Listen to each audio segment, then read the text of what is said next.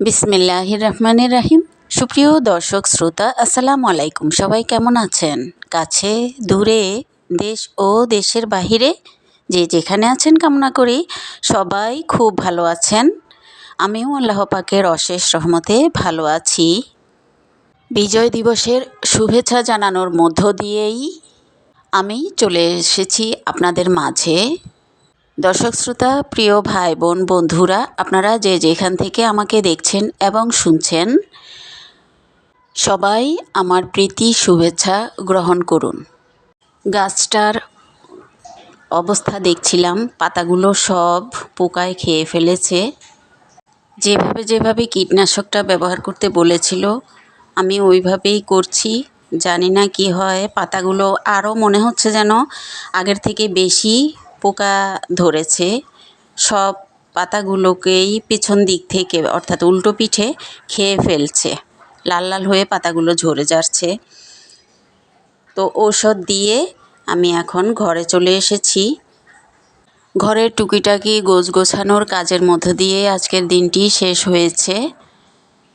গাছগুলোকেই আজকে ঘুরে ঘুরে সব দেখছিলাম। এই যে একটা গাছ, এটা আমার জানালার পাশে ছিল, অল্প জায়গা নিয়ে। এটার পাতাগুলো অনেক বড় হয়ে গিয়েছে। ভাবলাম এটাকে নেড়ে একটু বড় জায়গায় দিতে পারি কিনা দেখি। এই যে ডালপাতাগুলো বেশ লম্বা লম্বা হয়ে গিয়েছে, ঝুলে পড়ে যাচ্ছে। এই কচু গাছগুলো বেশি একটা যত্ন নিতে হয় না, নিজে নিজেই এগুলো বেশ অনেক বড় হয়ে যায়। আমি শুধু এগুলোতে মাঝে মধ্যে কয়েকদিন পর পরে পানি দিয়েছি, নিজে নিজে থেকেই এগুলো বেড়ে উঠেছে। মাঝখানে একবার কেটেও দিয়েছিলাম। এই গাছগুলো ঘরে টবে দিলে ঝোপালো হলে ভালো লাগে, ছোট ছোট পাতা, ডাঁটা ছোট আর ঝোপালো হলে। এই যে লম্বা লম্বা হলে বেশি একটা ভালো লাগে না, আর ঝুলে নেতিয়ে পড়ে যায়। এই গাছটার একটা ডালে এই পাতাটা হয়েছে 3টা পাতা, একটা পাতার মধ্যে 3টা ভাগ হয়ে 3 দিকে গিয়েছে, একটা ফুলের মতো। দেখেন, বেশ সুন্দর লাগে এটা দেখতে। আমি আরও দেখেছি যখন বয়স একটু বেশি হয়ে যায় তখন এই পাতাগুলো এরকম হয়ে যায়। যাক, এটাকে কিছু কাটিনি, শুধু হলুদ পাতাগুলো ফেলে দিয়ে পাতাগুলো ধুয়ে নিয়েছি। এখন এটাতে দিয়ে দিলাম, শোকেজের উপরে আপাতত রেখেছি, বড় জায়গা আছে এখানে রেখেছি। শুধু মাঝে মধ্যে পানি দিলেই হবে, রোদে বেশি একটা দেওয়া লাগবে না, সেই কথা ভেবেই এখন এখানে রেখেছি। শোকেজের এক পাশে দিয়েছি, আরেক পাশে আরও একটা গাছ দিব, সেজন্য জায়গা ঠিক করব পরে। এখন এটা রেখেছি, পরবর্তীতে শেয়ার করা হবে সব মিলিয়ে কেমন দেখায়। বেশ পুরনো একটা ফ্যান নিয়ে বসেছি, এটাকে আজকে পরিষ্কার করে তুলে রেখে দিতে হবে। আমার ঘরে যেহেতু গরমটাই একটু বেশি পড়ে, এটা সামলানো হয়নি এতদিন। এখন শীতের ভাবটা একটু বেশি মনে হচ্ছে, তাই এটাকে একদম ভালো মতো মুছে নিচ্ছি। দাগ পড়ে গিয়েছে কয়েক জায়গায়। আজকে এই ফ্যানটাই ভালো মতো পরিষ্কার করেছি, তারের জালি দিয়ে ডলা দেওয়াতে ওই দাগগুলো উঠেছে। যত্ন নিলে রত্ন মিলে, এই পুরনো জিনিসের প্রতি আমার এমনিতেই একটা দুর্বলতা আছে। যে কোনো পুরনো জিনিস, পড়ার হোক ব্যবহারের হোক, তো আমি সেটাকে যত্ন নিয়েই ব্যবহার করি।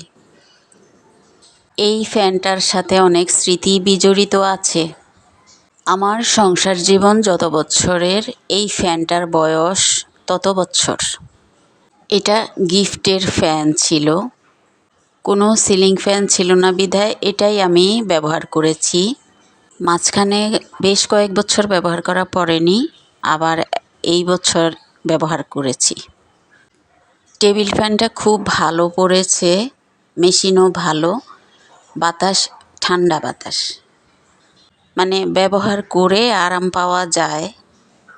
থাকে না কিছু কিছু জিনিস অল্প কয়েকদিন ব্যবহারের পরে নষ্ট হয়ে যায়, এটা এখনও ঠিক করাতে হয়নি, নষ্টও হয়নি, সেজন্য বলছি আর কি।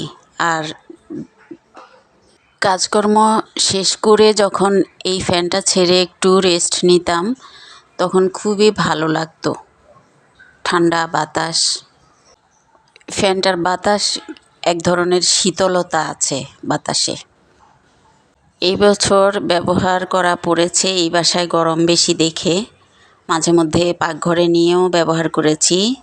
সেজন্য একটু ভালো মতোই মুছে আবার তুলে রেখে দিব। দেখি আবার আগামী বছর হয়তো ব্যবহার করা পড়বে।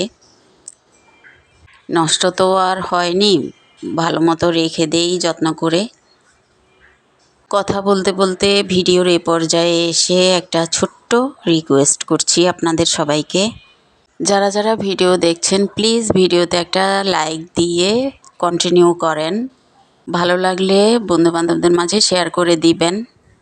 ভিডিও রিলেটেড কোনো কিছু জানার থাকলে কমেন্টসের মাধ্যমে জানাতে পারেন। আর নতুন কোনো বন্ধু যদি আমার এই ভিডিও দেখে থাকেন, আপনার কাছে যদি ভালো লাগে সাবস্ক্রাইব করে পাশের বেল বাটনের অল অপশনে প্রেস করে রাখবেন, যাতে আমি নতুন কোনো ভিডিও দিলে আপনাদের কাছে পৌঁছে যায়। এ সকল কাজগুলো যারা করে ফেলেছেন আপনাদেরকে অসংখ্য অসংখ্য ধন্যবাদ জানাচ্ছি। এখন আমি চলে এসেছি রান্নাবাড়ার আয়োজন করতে। সিম্পল রান্নাবাড়া করব আজকে। আমার হাজব্যান্ড গ্রামের বাড়িতে গিয়েছেন একটা বিয়ের অনুষ্ঠানে দাওয়াতে।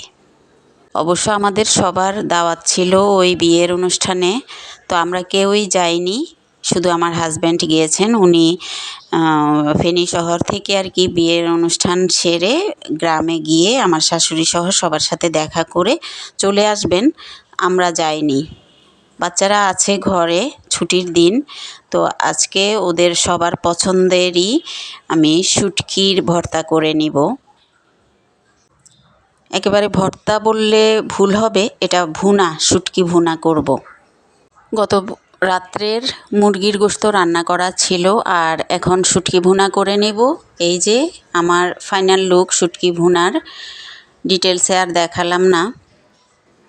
বাচ্চারা আগে খাবার সেরে নিয়েছে, এখন আমি আমারটা বেড়ে নিয়েছি। এই যে আমার প্লেটটা যেভাবে আমি সাজিয়েছি দেখিয়ে দিলাম।